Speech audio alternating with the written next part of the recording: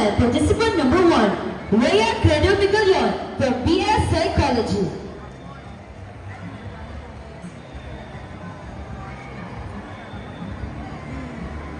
Marahil ay hindi mo na naaalala pa ang aking pagkatao. Sa paglipas ng panahon, hula ko'y likot mo na kung kailan tayo unang nagtagpo at kung paano. Sa isang pagkikita, nagsimula ang isang kwentong hindi na inimbag sa libro. Ngunit, malinaw pa sa aking isipan ang gunita na nagdaang kahapon. Mga alaala na daladala ko hanggang ngayon, lalo na ang gintong plumang siyang handog mo sa akin noon. Dalisay rin sa aking diwa. Ang saya sa bawat paglipas ng mga segundo, alakhak ng isa't isa na bawang may ritmo. At ang munting ligaya na namutawi sa aking puso, ikaw at ako. Tayong dalawa sa ilalim ng puno ng mangga, kay sarap ng simoy ng hangin at tilay sa mga puno ay sumasamba. Naroon ka, galak ay makikita sa iyong magandang mukha, isang halik sa iyong pisngi at nalaman kong pareho tayo ng binigiti. Kay ganda ring pagmasdan, ang ngiti sa iyong mga labi, ngunit bakit hindi ko man lang nawari? Nadadating ang panahon na di kay aalis sa aking tabi.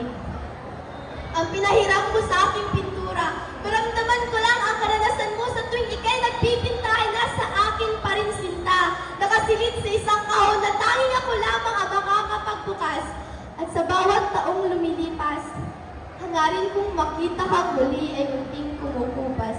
Kasabay ng pagkalanta ng mga bulaklak na aking pinipitas ay ang pag-usbong ng hinuhang marahil. Dapat ko nang tanggapin ang ating wakas, subalit batid mo bang ikaw na ang naging paksa ng mga sinusulat kong tula? Sa tuwing hawak ang plumang siyang nagdidikta ng mga salita ay ang bawat kinang ng mga pahina.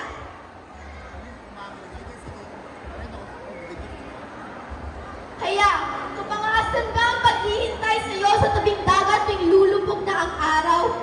Ang paghahangad na makasama kang muli?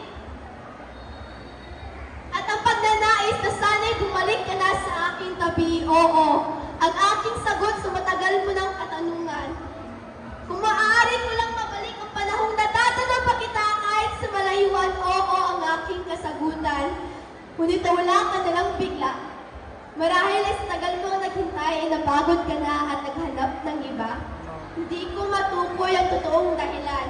Sa biglaan mong paglisan ng isang salita ay hindi mo man lang napikat sa aking harapan, gayon pa man. Nais kong makarating sa iyo ang mensahe ng isang manunulat. Batid kong sa mundo nating dalawa, sa iyo'y hindi ako sasapat, ngunit malaman mo sana ang mga katagang matagal ko na dapat na binigkas. Na mahal din kita hanggang sa mawalan ng sinag ang araw ang bukas. Participant number 2, Clark Luis Palomares from BSFA ID.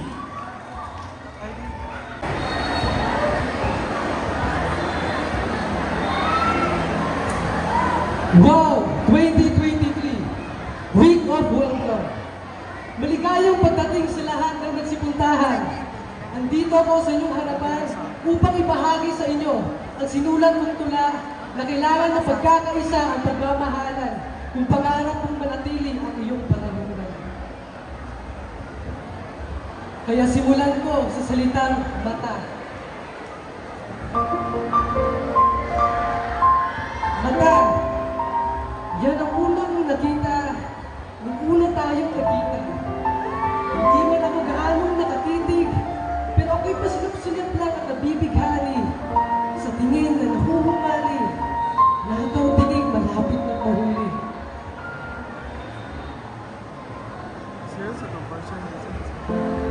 Hindi ako gaanong makagalaw sa aking ginatatayuan dahil iisang hakbang lang ang pagitan gusto kong malapit sa'yo. Nalilito na parang tuliro na hindi ko alam ang gagawin. Sa taglay mong kagandahan, di maiwasang mabighani. Sa pamagat ng tulang ito, aking paralungan. At higain ko man na mapasakit ka na o aking paralungan. Napakadalisay ng iyong mga ngiti. Nadadala ang pusong walang kapantay na sandali. Kasama kita sa aking tabi. Nagkabangga ang ating mga braso at sabay tingin.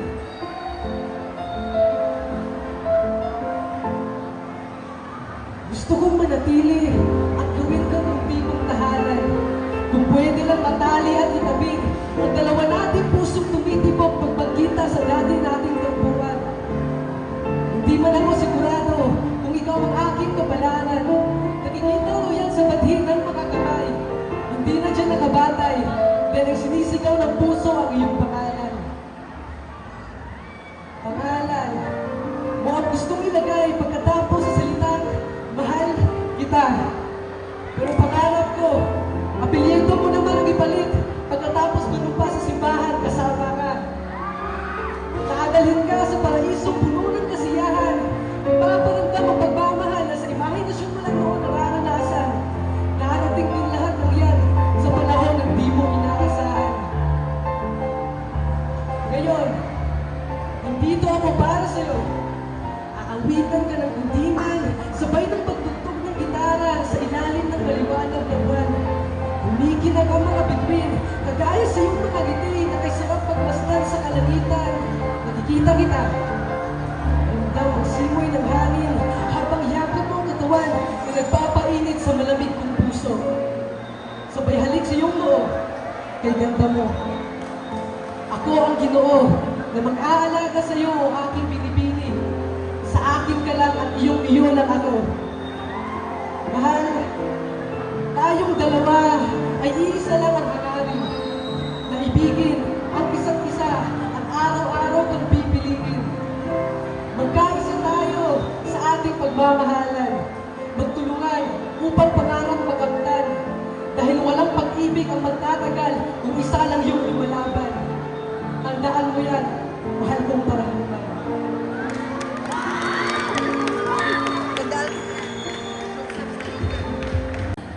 From BS Education, major in Mathematics.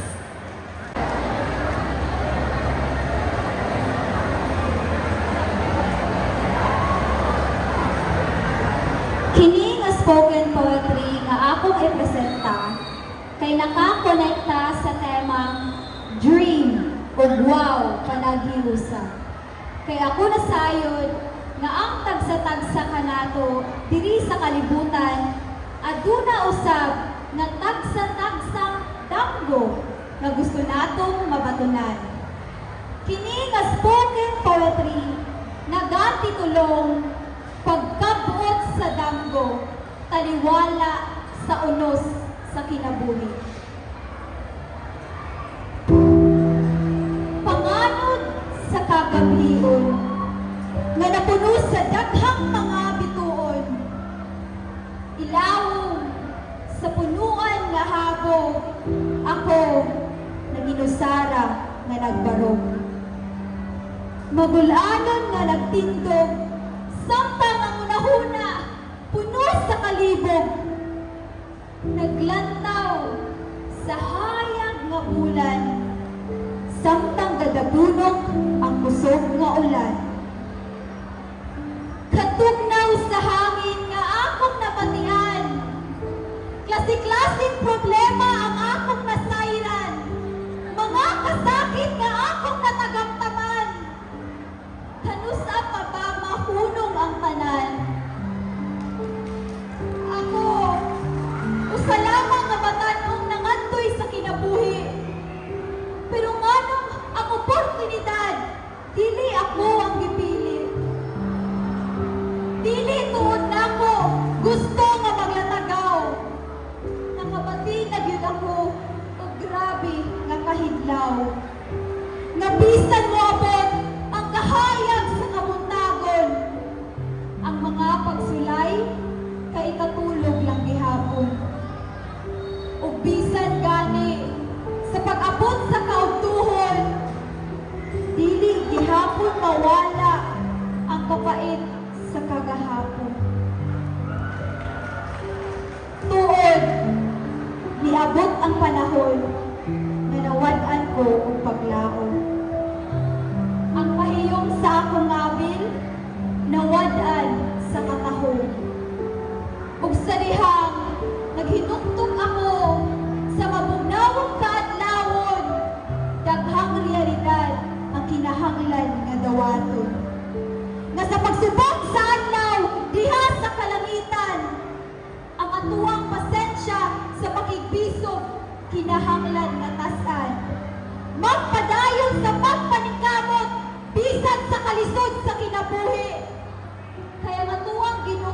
walay gipaboran ug walay gibili. Ang iyang mga saad angay gayon natong buktan. Kay siya matinud-anon ug sigurado nga motuman. Nabisan sa grabe ng kahaptos sa atong kasing-kasing. Sa kalisod sa kinabuhi, dili gayon kita mapuli. Masulbad na gayon ang kapait nga atong nasinatian. Mga kalisod sa kinabuhi, dili angay nga likayan. Hinoon, atuwa kining atubangon, nga puno sa pagtuo ug kaisog. Inubalan sa pag-ampo ug pagsalig sa Ginoo, nga dili kita maisbog.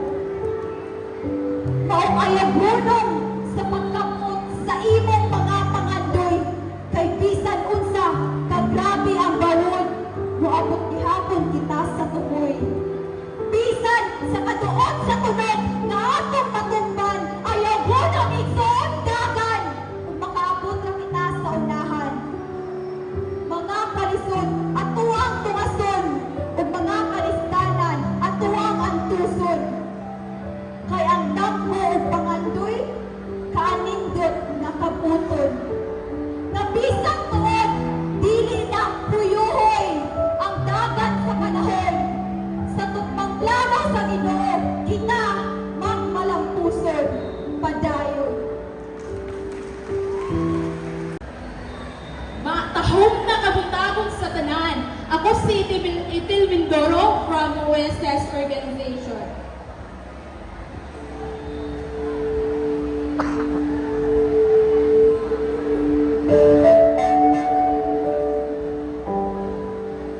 Bulawano kasing-kasing.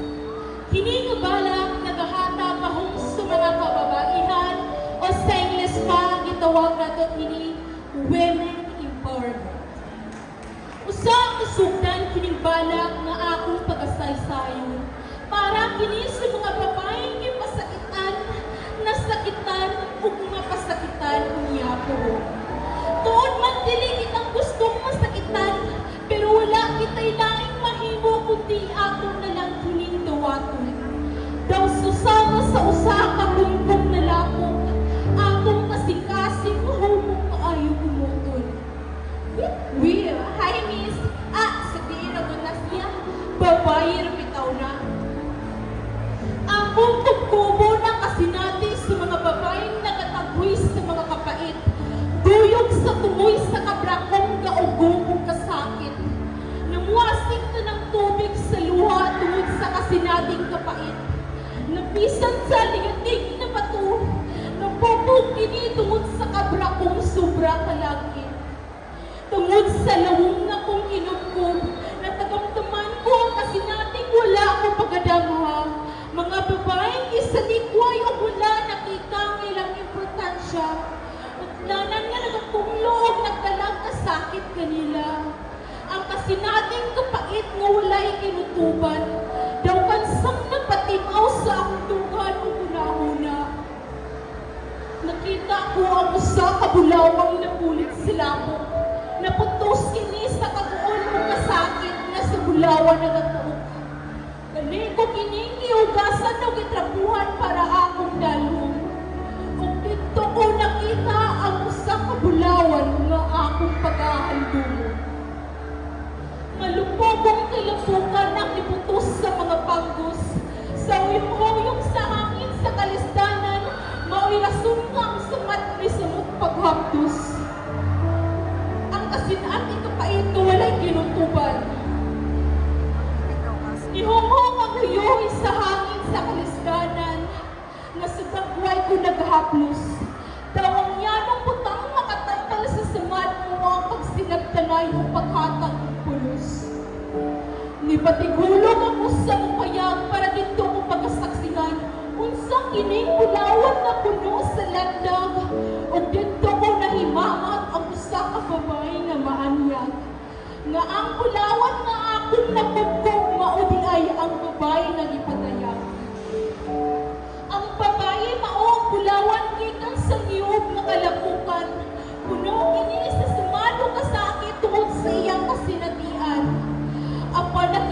na ang bili nga hilabihan nga ang dughan sa babae susama sa usa ka bulawan nga karon gipangitana sa kadaghanan. Karong yatagan nila pili o pulos ang bulawan nga't matahong. Bulawan ang dughan sa babae nga wala nila gidahong. Hinay-hinay na usap na kawagtang ang tugan sa samat nga lawong. Ug sa katapusan, tuguti akong maghatag nining pulunga nga ang mga babae dili susama sa usa ka babulgam nga ug mawagtang ng katamis inyo kining iluwa ug dili sama sa bola sa basketball nga inyong ipasa-pasa na. Kay ikaw, ako, kita ang mga babae dili babae lamang. Pagtimpayayong, pag sinagtanay, ang angay iasda, kay mao kini ang angay itangkin. Dinuyugan sa pagsinagtanayo ug maayong maampi. Kay aron maanggo nato usab ang usa ka bulawan ng kasing-kasing. Daw ang may bulawan ng kasing-kasing, mao kini ang angay itangkin, kay mao kini ang maayong maampi. Bulawan ng kasing-kasing. Jaya Agbon Espina from Skillerdale's Organization.